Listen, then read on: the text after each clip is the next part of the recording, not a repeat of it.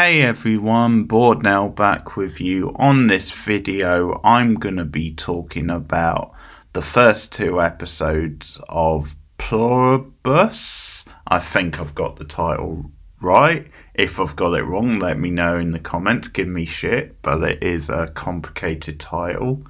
Whichever way you cook it, it's the new show from Vince Gilligan, his long-awaited return to TV. I guess not that long ago, because it was only a few years ago since the finale of Better Call Saul, but he is the writer of both Breaking Bad and Better Call Saul. Started out on The X-Files, of course, as a young writer, and that's sort of significant to this show, because this is largely a sci-fi based show. So Apple TV have got this one, and it's already been renewed for a season 2. And I know Gillian has been talking this week about it potentially having at least 4 seasons. So that's exciting for fans of Gillian and for people who are into this show. So first 2 episodes dropped on Friday, and then it's going to be weekly after this. And this is definitely one of the most anticipated shows of the year. So just going to give a bit of an overview on the first couple of episodes. It stars Rhea Seehorn of Better Call Saul fame, so the co-lead from that series. She plays a very cynical but very successful author who writes crappy fiction, crappy like fantasy fiction, and she's a bit fed up with like the fandom of that and the popularity, and how she's very successful for writing these really bad novels. We hear that she is slowly writing a more serious novel, and there's this whole dilemma of, well, if I write the serious novel and put that out there, will the fans take to it like they have my other fiction? So it's this idea of a very marketable writer, but where there's maybe not much behind it. And the opening of the show definitely critiques very sort of upmarket, flashy sort of writers, maybe who don't have the most substance, where they have a certain title to their book and a certain look to like the front covers, and you know, maybe it is a lot of like gloss over style. But she's very unhappy with that situation and is very cynical about her fans and about the whole culture around her books, looking to change that. And we get this crash landing on Earth, we get it invaded, and the whole idea behind the invaders, who seem to claim that they don't know much about what's happening themselves, but the whole idea behind them is that they're infecting everyone on the planet to be happy, to be helpful. So they're sort of infringing that upon everyone else. The infection quickly spreads, and people then can only be killed by negative emotions. So Rhea Seehorn as Carol is the lead character, and she is one of the select few who survive, and it's seen as special because she can't really be infected, and she survived this whole thing. And that's definitely something the show is going to build on. I think they're meant to be in a relationship, but her publisher, Helen, who we see a lot in the opening episode, she's infected and killed, and we see her reaction to that. So there's something quite clever about the setup and this irony of this very cynical person who's kind of fed up of the world being one of the ones who has to try and save it. And as we get deeper into episode 2 and Carol actually meets some of the other survivors, it's her suggesting to them that, hey, the future of humanity depends on us. We need to band together. She's asking things like, are there any doctors here? Are there any like like anyone else, a scientist. We need to band together and survive and fix this and save the world. And part of the whole idea of the show is, does the world really need saving? And the idea of this race who was passing on happiness and like this idea of being helped. Is the world that bad? And it's that whole dilemma that gets brought up about, okay, so many people have died across the world, but is that worth it for the world to be happy? And you get that whole back and forth, especially in episode 2. Episode 1 is largely about the events starting to happen and the early stages of it and Carol reacting to everything. So I say it's a really good start. I think it's a big, bold sci-fi concept that I can really appreciate. Episode 1 particularly was very gripping. I think seeing things play out sort of in real time and just how well directed everything was and the stakes and the tension I thought was really gripping and exciting. There's some nice black humour in both episodes that I really appreciated. Rhea Sheehorn is a great lead. She's very funny. She has some choice lines of dialogue. I quite like that they didn't make her too unlikable. Like, they didn't make her a complete douche, because I think some shows like this with like this kind of lead character, I think would go very OTT and cartoony with that stuff. They didn't make her too over the top with it. Like, she felt very natural. She felt like she did have a moral centre, because when things start to happen, she does try to help people. And we find out that she's a little bit of her worst enemy, because it's her rage at times that kills more people. But clearly that's not really on her. Like, how she's reacting is quite normal. And there's some good like social commentary to do with like fandoms, like when she's at this book signing and one of the fans is saying things like, when's the lead character gonna appear? Normally he appears within like a couple of pages or something, and she has to whisper to that fan and says, you know, turn to page such and such. And you've got another fan asking when the film will come out. So there's all this sort of critique. There's a really funny scene where Carol and Helen are looking on social media at the early reviews of the new book. And like one of the fans is asking like I think it was something like who you're inspired by, or it was something like that, and they were kind of like cracking jokes about Carol's like, just say George Clooney, there's nothing wrong with that, and Helen's like, well, how about a sexy Brazilian footballer? So that stuff was quite good fun. I also appreciate that you get to know the characters a little bit first before the thing really starts to spread. Especially Helen, because she does become a victim in the first episode, but you get to know her a little bit and the back and forth with her and Carol, and I think they've got good chemistry. Helen was very likeable because she was like the other side of the coin to Helen. Helen was the other side of the coin to Carol, I like, and she seems to get her, but is also like the opposite a little bit. And when they're in the bar, she's being like, oh yeah, it's so terrible selling all these books, making all these money, like these fans really idolizing you.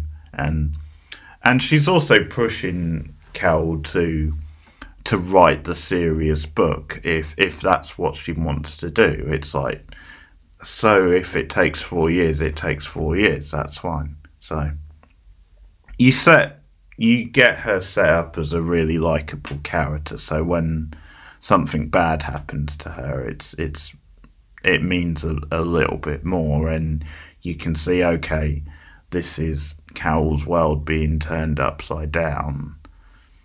I also like how you can treat it as a genre show. Like, there's definitely more to it than that, and it does have the kind of typical slow burn, slow moving, arty Vince Gilligan type thing. But I do like how when things unfold, you can sort of treat it as, okay, you can see certain things that you would typically see, and it works as that as well, but it also works as Vince Gilligan's version of that. Like, it definitely has his stamp on it. But it feels quite different from his other two shows. Quite a bit different, I would say, and that's definitely a good thing. I liked episode 1 more than episode 2. I think episode 2, like, it really went full on with some of the humour, and I was surprised how funny episode 2 was. Because there wasn't so much humour in episode 1. There definitely was a little bit, especially early on. But yeah, episode 2 really went a bit more full blown with that. And maybe it went a little too far. And also it was, I would say, slower than episode 1. Probably because episode 1 you get the big event happening and things really sort of pick up from there. Yeah, episode 2 was a little bit on the slow side, but still very entertaining and still playing with the ideas, and it sort of stands out from episode 1 because you've got, as I said, Carol meeting these others. Like, she gets thrown out on the jet. You've got this woman called a pirate woman who's like a host. And she's, I forget who they say, because they take on different forms, and she's taken the body of someone, and she appears to Carol and is like the host.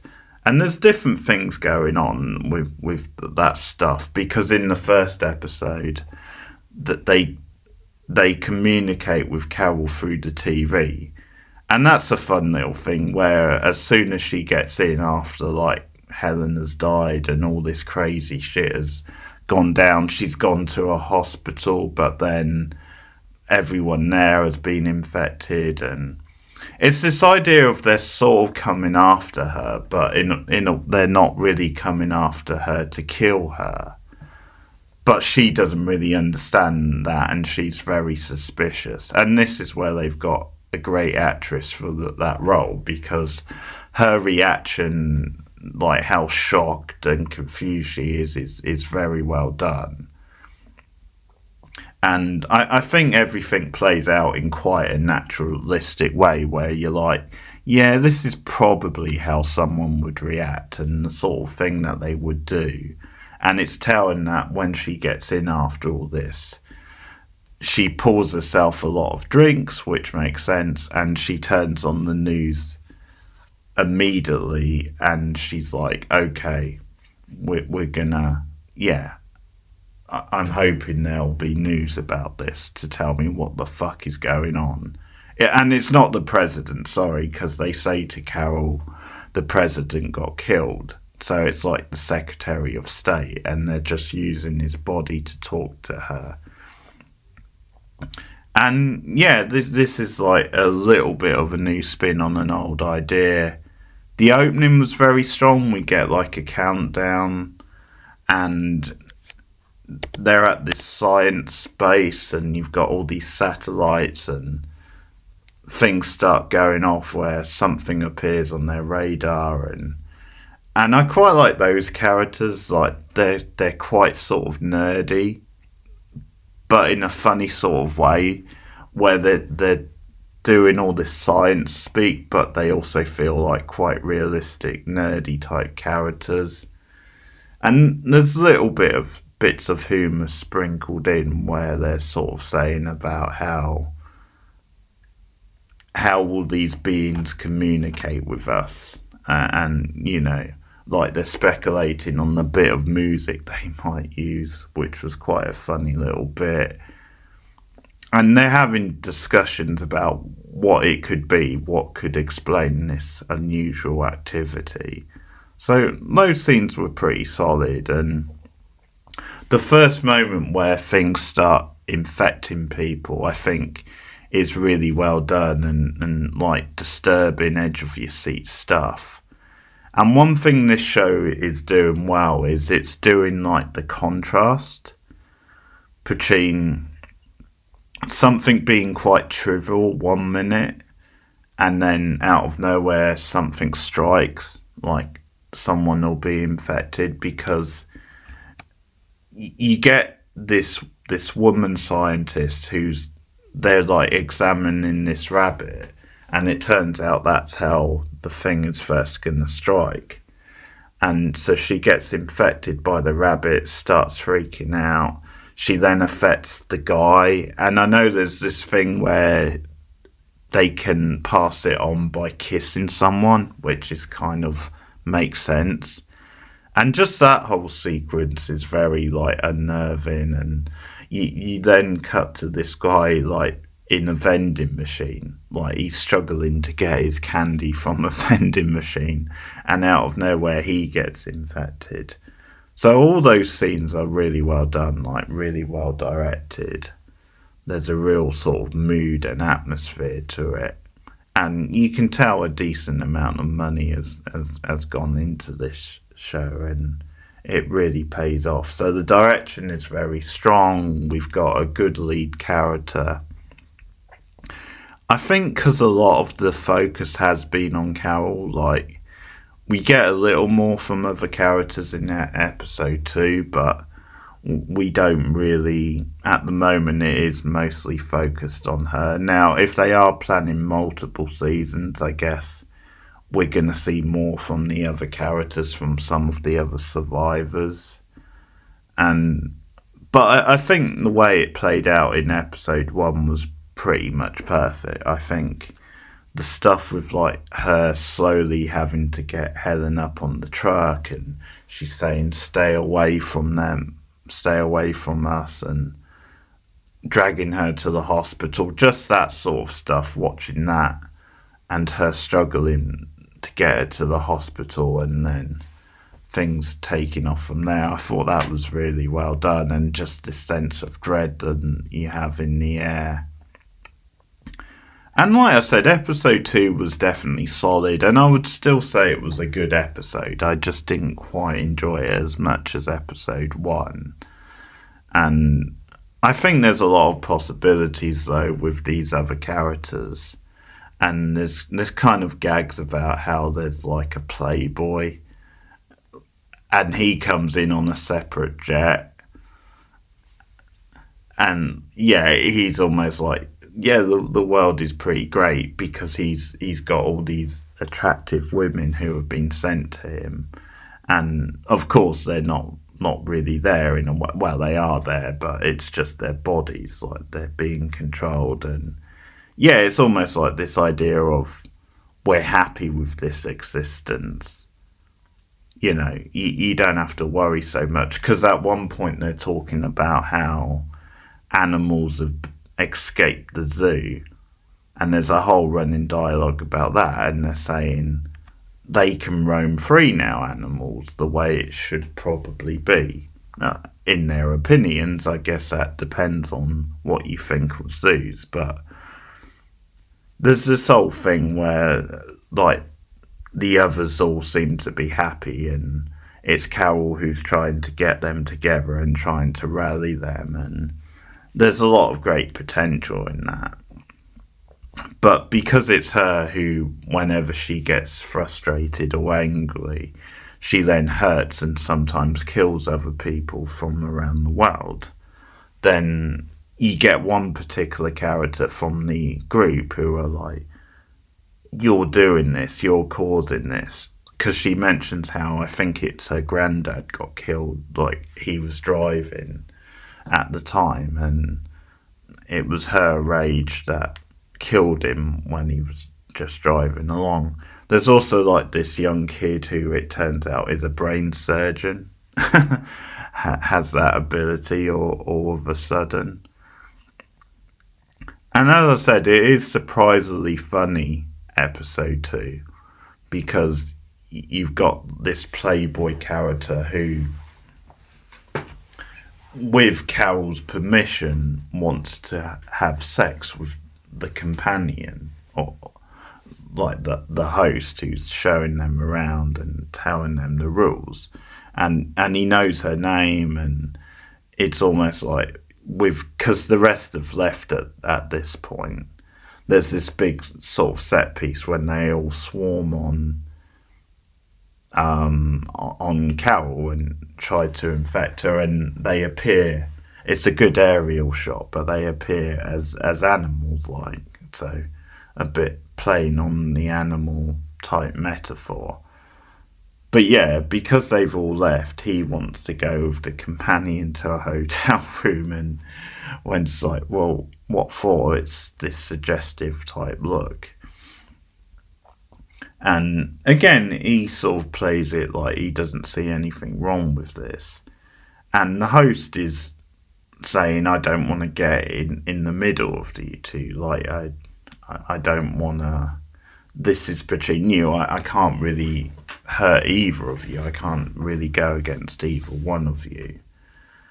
So that's kind of like a whole thing. And there's lots of funny reactions from Carol in that scene, and like reactions about, they're not really there, but you keep putting your dick in them.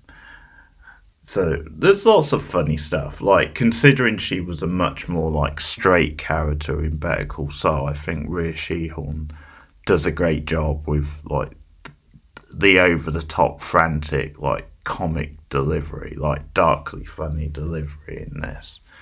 And we get a thing where she's decided to leave at the end, but she changes her mind at the last moment. She sees the other character on the other plane with the girls, and she gets off, and that's it. She's gonna stay.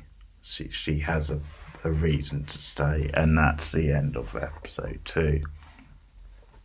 And it's definitely getting into this stuff that makes you think a little bit about the pandemic and about some of the attitudes around the pandemic. Pardon me, where it's this attitude of, if the world is happier in the long run, then maybe you can sacrifice. However, because I think they say something like 8,000, it might have been 800,000.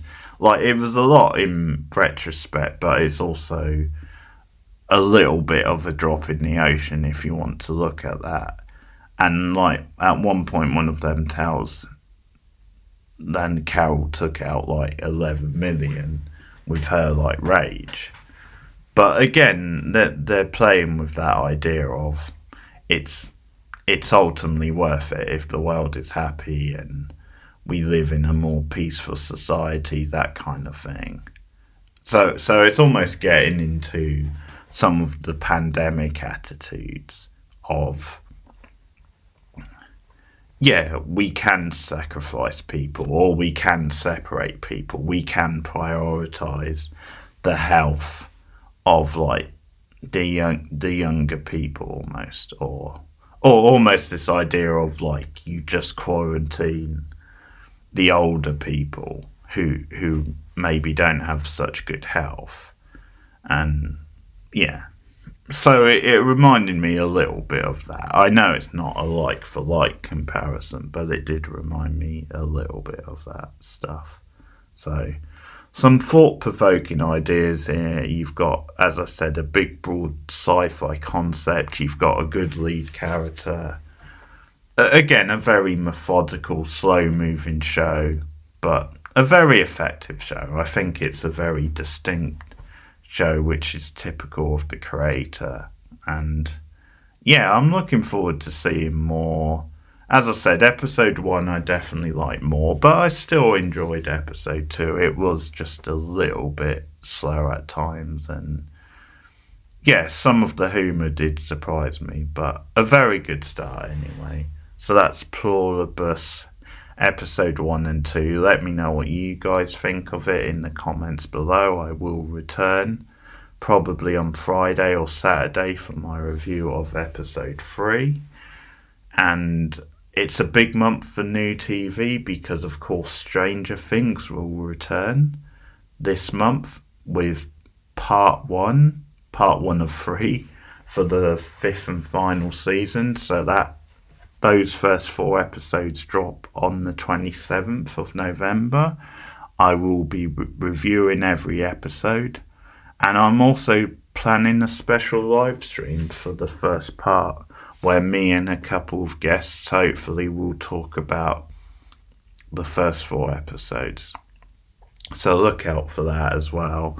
And I have covered all 4 of the previous seasons of Stranger Things on the channel, so you can check that out now. But thanks everyone, keep watching TV, and I'll see you again soon. Bye.